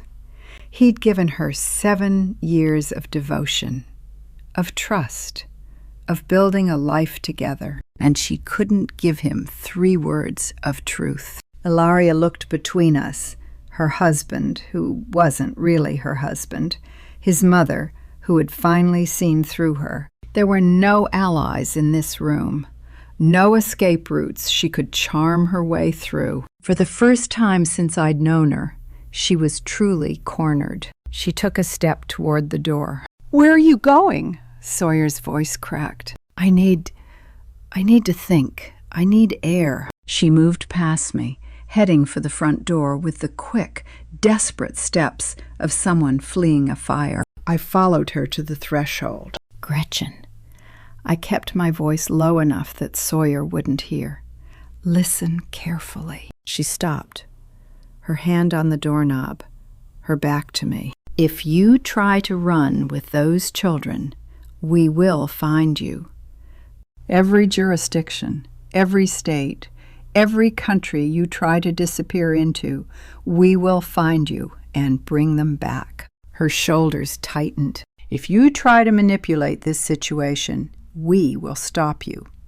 We have every document, every transaction, every identity you've ever used. One call to the district attorney, and this becomes a criminal matter instead of a family one." She turned slowly, and I saw something in her eyes I'd never seen before. Not fear exactly, recognition. The look of a predator realizing she'd met a bigger predator. "Edison's biological father has been watching for 3 months," I continued. "He's 3 houses away right now. He has resources. He has patience. And he will do whatever it takes to be part of his son's life." She walked out the same door she'd walked through 7 years ago. A different woman, no. The same woman, finally seen for what she'd always been. "Your days of controlling this family are over," I said to her, retreating back. She didn't turn around, didn't speak, just walked down my front steps and into the evening darkness, her cream-colored dress catching the last of the twilight. I closed the door softly. The click of the latch sounded like the end of something, and the beginning of something else. From the living room, Edison's voice rang out bright and clear. "Daddy, come see what we built!" The sound hit me like a physical blow. That innocent joy, that pure excitement, completely untouched by the devastation in the next room. Nell's quieter voice followed. "It's a castle. Grandma with a drawbridge." I walked back to the dining room. Sawyer stood where I'd left him, tears streaming down his face. His body folded in on itself like a man trying to hold his organs inside a wound. "What do I tell them?" he asked, his voice barely audible. "Edison calls me Daddy. He's called me Daddy his whole life. How do I—" He couldn't finish. I crossed the room and took his hand. His fingers were cold, trembling. "We'll figure it out," I said, "together, as a family." "He's not my son." The words seemed to cost him everything he had left. He is your son. I squeezed his hand harder. You raised him. You loved him. You were there for every skinned knee, every nightmare, every first day of school. Biology doesn't erase that. Nothing erases that. Sawyer looked at me with eyes that held 7 years of grief compressed into a single moment. I can't lose him, Mom. I can't. You won't, I promise you. The hardest part wasn't exposing the lie. It was watching my son realize the woman he'd loved had never existed, that his entire marriage had been a performance, his trust a resource to be exploited, his devotion a tool for someone else's escape plan. Daddy, Edison's voice again, impatient now. You're missing it. Sawyer wiped his face with the back of his hand, drew a shaky breath, then another. I need a minute, he said. Just give me a minute. I nodded and walked toward the living room, toward my grandchildren and their cardboard castle. Behind me, I heard Sawyer sink into a chair, heard the ragged sound of his breathing as he tried to compose himself enough to face the children who still believed their world was whole. Outside, somewhere in the darkness, Glenn Dalton waited to meet the son he'd searched 7 years to find. And inside, I held Nell on my lap and admired her drawbridge, knowing that tomorrow we would have to begin the impossible work of telling 2 innocent children that nothing was what they thought it was. We didn't tell the children that night. We waited 3 weeks. 3 weeks of lawyers and therapists and careful planning. 3 weeks of Sawyer sleeping in my guest room while Ilaria packed her things and disappeared from the house she'd turned into a cage. 3 weeks after the dinner that ended her marriage. Ilaria signed away her children without looking up from the papers. The lawyer's office in downtown Charlotte smelled of leather and old money. Sawyer sat rigid beside me. Glenn on his other side, the 2 men who would raise Edison together, united by circumstance, if not by choice. The lawyer slid the custody documents across the polished table. Full custody to the father, no visitation requested by the mother. She's waived all parental rights in exchange for the prosecution's decision not to pursue fraud charges. Sawyer stared at the papers. She doesn't even want to say goodbye. She requested no contact with either child. She signed away 7 years of motherhood like it was a magazine subscription she'd forgotten to cancel. No tears, no hesitation. Just her signature on the dotted line and a swift exit through the back door, probably to start over somewhere else with a new name and a new target. I thought I would feel satisfaction watching her walk away. Instead, I felt something closer to pity for a woman so empty that she could abandon her children without looking back. Glenn touched Sawyer's shoulder. We'll be enough, both of us. We have to be. Sawyer looked at this stranger who shared his son's DNA, and something passed between them. Not friendship, not yet, but an understanding, an alliance forged in the rubble of Ilaria's destruction. Yeah, Sawyer said quietly.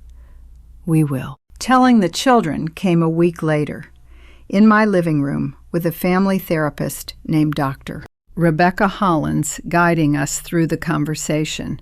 She'd worked with blended families for 20 years, she told us. Nothing we were facing would shock her. Edison sat on the couch between Sawyer and Glenn, his small face serious as he listened. Nell curled into my lap, her thumb creeping toward her mouth the way it did when she was anxious. So I have 2 daddies, Edison asked when we finished. He looked at Sawyer, then Glenn, processing slowly. Like Max at school has 2 mummies. Exactly like that, Glenn said, kneeling to Edison's level. His voice was thick with emotion he was trying to control. Daddy Sawyer has been taking care of you since you were born. And I'm Daddy Glenn. I've been looking for you for a very long time. Children understand more than we give them credit for. They just process it differently, through birthday cakes and puppies, instead of lawyers and custody agreements. Edison tilted his head, and I saw Glenn's gesture in the movement. That small, unconscious echo of genetics that had first made Glenn recognize his son in a photograph. "Does this mean I get 2 birthday cakes?" Edison asked. The adults in the room exhaled something that was half laugh, half sob. "We can probably arrange that," Sawyer said, his voice cracking. Nell tugged at my sleeve, her small fingers insistent. "Grandma, what about Mommy?" I looked at Sawyer. We'd discussed this with Dr. Hollins, how much to tell, what words to use. But facing Nell's worried eyes made all our careful planning feel inadequate. "Mommy had to go away for a while," I said gently. "She has some things she needs to figure out on her own." "Is she coming back?" "No, sweetheart, but you have Daddy and Grandma, and now Daddy Glenn, too. You have so many people who love you." Nell considered this, her 5-year-old mind working through the implications. Then, "Will you still make pancakes on Sunday?" "Always." "Okay." She settled back against my chest, apparently satisfied. Some things mattered more than others to a 5-year-old. Pancakes. Stability. The people who showed up. Edison had moved on to practical matters. "Daddy Glenn, do you have a dog? I've always wanted a dog, but Mom—" He stopped. The word suddenly complicated. She said dogs were too messy. "I don't have a dog yet," Glenn said carefully, "but my apartment building allows them." Edison's eyes lit up. "Can I come see your apartment? Does it have a pool?" Watching Edison reach for Glenn's hand was like watching a seed push through scorched earth. Impossible, but happening anyway. This child, who had been lied to since before his birth, was finding a way forward, one question at a time. Nell tugged my sleeve again. "Grandma, will you still come to my dance show?" "Always, sweetheart. Some things don't change." That night, after Glenn took the children to his apartment for their first overnight stay, Sawyer sat at my kitchen table, staring at his ring finger. The tan line was still visible where his wedding band had been. "I wasted 7 years loving someone who never existed," he said. 7 years of my life. Mom, how do I trust anyone again? I reached across the table and took his hand, the same hand I'd held when he was small, when scraped knees and broken toys were the biggest disasters we faced. "I don't know," I admitted, "but I know where we start." "Where?" "With each other, with the family we still have." I squeezed his fingers. "With the truth, even when it's hard." "Especially when it's hard." Sawyer looked at me for a long moment. Then he squeezed back. Starting with each other meant showing up, week after week, session after session, sitting in the same worn chairs in Dr. Corman Hollins's waiting room, while we learned to rebuild what had been broken. The therapist's waiting room had become as familiar as my own kitchen Thursday afternoons. Same faded magazines, same nervous silence before each session. But the silence grew less nervous over time. The magazines stayed unread because we were actually talking to each other. "I should have seen it," Sawyer said during one session, his voice cracking. "All those years. The signs were there. The isolation, the money disappearing, the way she controlled everything. and I believed every single lie. Dr. Hollins leaned forward. You trusted your wife. That's not a character flaw. Sawyer, that's what marriage is supposed to be. But I let her cut my mother out of my life. I let her. He couldn't finish. I reached for his hand. You didn't let her do anything. She manipulated both of us. Your mother's right, Glenn said quietly.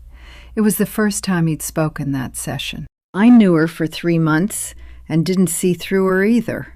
She was that good at what she did. The room fell silent. Then I said something I'd been holding back for weeks. I saw the pattern.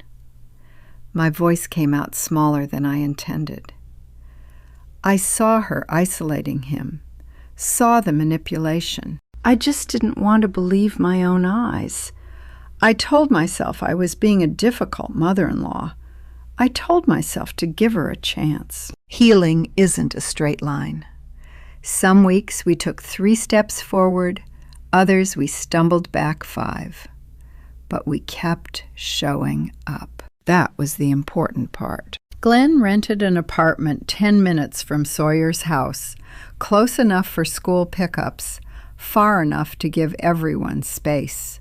He started with Wednesday afternoons, meeting Edison at the school gates while Sawyer was still at work. "Daddy, Glenn!" Edison would yell, running across the playground with his backpack bouncing.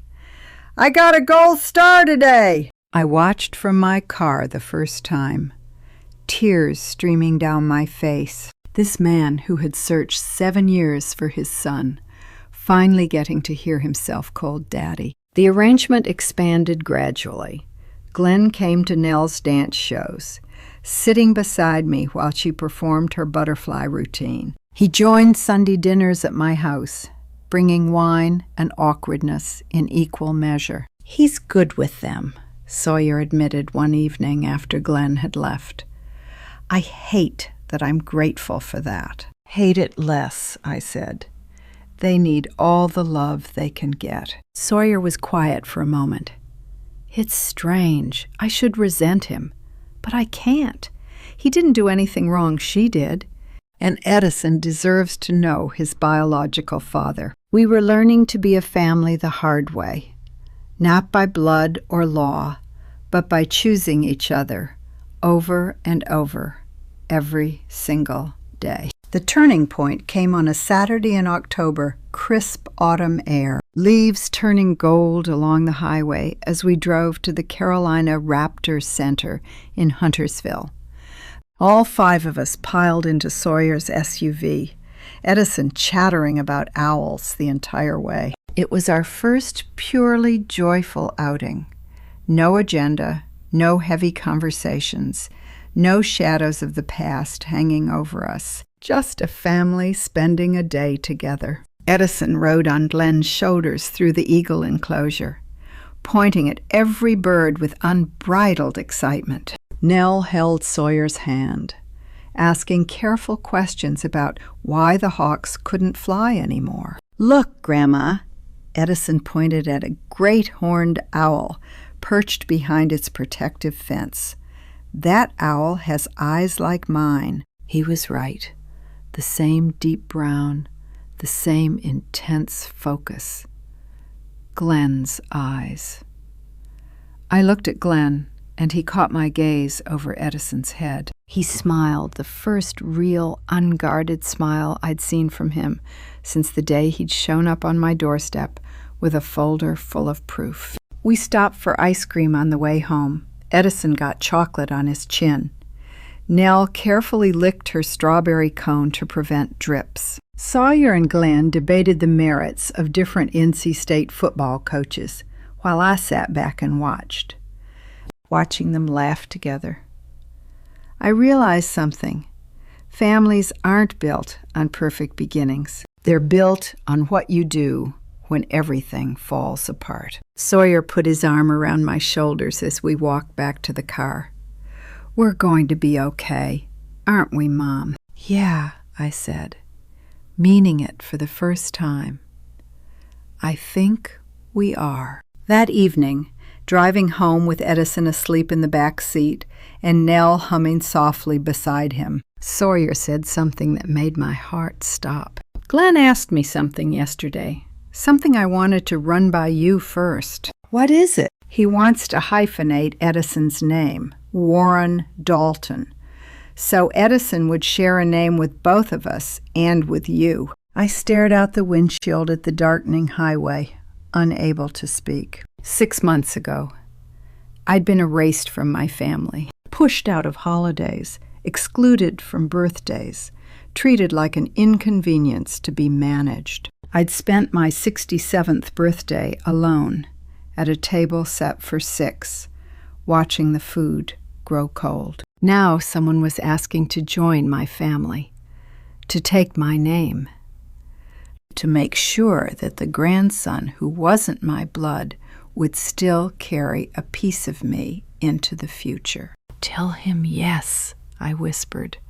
Tell him absolutely yes. The name change went through in December. Edison Warren Dalton. When the paperwork arrived, Glenn called me first, before Sawyer, before anyone. His voice cracked when he said the words aloud. 6 months after the birthday no one came to, the doorbell rang at exactly 6 o'clock. This time, my table was ready for the people who would actually arrive. Edison burst through the door first, nearly dropping a white bakery box in his excitement. "Grandma, we brought your favorite!" Chocolate with raspberry. "Careful, sweetheart." I took the box before disaster struck. "Thank you." Nell followed close behind, holding a bouquet of yellow daisies wrapped in tissue paper. "These are for you," she said softly. Yellow, like always. I knelt down and hugged her tight, breathing in the scent of her strawberry shampoo. Some things had changed in the past 6 months, but some things, the important things, remained exactly the same. Sawyer and Glenn came through the door together, shoulders nearly touching, comfortable now in their unconventional arrangement. 6 months ago, they'd been strangers, connected only by betrayal. Now they finished each other's sentences, coordinated school pickups, and debated parenting strategies with the ease of old friends. "How can I help?" Glenn asked, setting a bottle of wine on the counter. He didn't wait for direction anymore. He knew where the corkscrew lived, which glasses I preferred, how I liked the wine poured. He wasn't a guest anymore. He was family. The same good china that had held my abandoned birthday dinner now held a real celebration, proof that some endings are actually beginnings. We sat down to pot roast and mashed potatoes, green beans with almonds, and my mother's rolls, the same meal I'd made 6 months ago. When the confrontation that changed everything had unfolded at this very table. But tonight, there were no manila folders hidden under napkins, no evidence waiting to detonate, just food and family, and the kind of laughter that comes from people who genuinely want to be together. "Guess what?" Edison announced between bites. "I have the most daddies of anyone in my class." "Is that so?" I smiled. "Yep, Tommy has one daddy, Maria has one daddy, but I have 2. He held up 2 fingers proudly. Daddy Sawyer and Daddy Glenn. Sawyer caught Glenn's eye across the table. Something passed between them. Acknowledgement, maybe? Gratitude? The strange bond of 2 men who loved the same child for different reasons. Learning to share that love instead of fighting over it. "Speaking of official things," Sawyer said, reaching for his wine glass, "the divorce was finalized yesterday." The table went quiet for a moment. Then Glenn raised his glass. "To new beginnings," he said. "To new beginnings," we echoed, watching Edison bounce between his 2 fathers. I realized something. Families aren't defined by blood or by law, but by who shows up, by who stays, by who chooses you over and over, even when it would be easier to walk away. Sawyer raised his glass again. To family, the real kind, the kind you choose. We clinked glasses, and I felt the warmth of belonging spread through my chest. For years, I had been pushed to the margins of my own family, made to feel like an intruder in my son's life. Now I sat at the head of a table surrounded by people who wanted me there. "Thank you," Glenn mouthed across the table when the children were distracted by dessert. "For everything." I nodded, unable to speak past the lump in my throat. After dinner, the children played in the living room while the adults cleaned up. When everyone finally left, hugs at the door, promises to call, Edison already asleep in Glenn's arms. I stood alone in my quiet house, but it didn't feel empty anymore. I walked to the mantel, where a new photograph sat in a silver frame. All 5 of us at the Carolina Raptor Center, arms around each other, squinting into the autumn sun. Edison on Glenn's shoulders, Nell holding Sawyer's hand, and me in the middle, exactly where I belonged. I touched the glass, tracing the faces of the people I loved. I'd thought my 67th birthday marked the end of my relevance. Instead, it marked the beginning of a family I never could have imagined, stranger and more beautiful than anything I'd planned. The woman who'd tried to erase me was gone now, probably rebuilding somewhere, finding a new family to infiltrate, a new target to manipulate. Part of me hoped she'd get help. Part of me didn't care anymore, because she'd taught us all something valuable. She'd shown us what we didn't want to be, and in doing so, she'd helped us become exactly who we were meant to be. I looked around my living room at the toys in the corner, the extra coats on the hooks, the crayon drawings stuck to my refrigerator with magnets, evidence of a full life, of a family that chose to be here. The candles on my birthday cake 6 months ago had burned down to nothing while I waited for guests who never came. Tonight, I blew out the candles, surrounded by the people who mattered most. I turned off the lamp and headed toward bed, leaving the photograph glowing faintly in the moonlight. I was finally home, I whispered to the empty room. And for the first time in years, it was true. And to you listening to my story, remember this: sometimes the hardest battle is the one you fight for the people you love. Looking back on my life story, I realize I almost made a terrible mistake. For years, I stayed silent when I should have spoken up. I watched the warning signs and convinced myself I was imagining things. I let doubt keep me from protecting my own son. Don't make my mistake. Trust your instincts when something feels wrong in your own life story. Some people might call this a revenge story, but to me, it was never truly about revenge. It was about truth. Every life story has moments that test us, moments that reveal who we really are. I learned that families aren't built on perfect beginnings. They're built on honest foundations. What looked like a revenge story was really about finding the courage to protect the people I love, even when it meant shattering everything they believed. I believe God guided me through this darkness because He knew I was ready to carry the truth and act on it when the time came. If this story touched your heart, I'd love to hear your thoughts. Drop a comment below and tell me, what would you have done in my place? If you know someone going through something similar, please share this with them. And if you haven't already, subscribe so you don't miss the next story. Thank you for staying until the very end. Your presence here means more than you know. Before you go, please remember, this story includes some fictionalized elements, added for emotional depth and storytelling purposes. Any resemblance to real people or events is purely coincidental. What matters most is the message. Trust your instincts, protect your family, and never be afraid of the truth.